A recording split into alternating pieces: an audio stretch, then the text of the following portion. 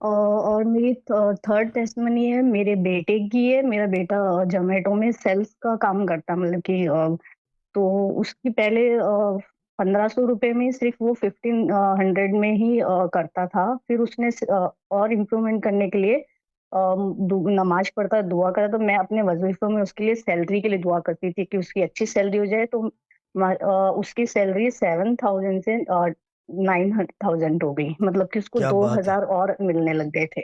यानी कि तो जोमेटो तो मैं अपने जोमेटो तो खत्म हो गया है, अब तालिबात में होगा वो।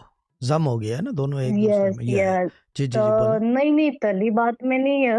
वो सेल्स का करता था, मतलब कि वैसे अच्छा, सेल्स का रेस्टोरेंट की काम है, ठीक है लिंक ठीक है वो ठीक है, समझ गया समझ सेल्स गया। सेल्स। जी जी जी बोले। जी, और अभी उसने एक दूसरी कंपनी में इंटरव्यू दिया है। गुड। तो दुआ तवज्जो हाजी।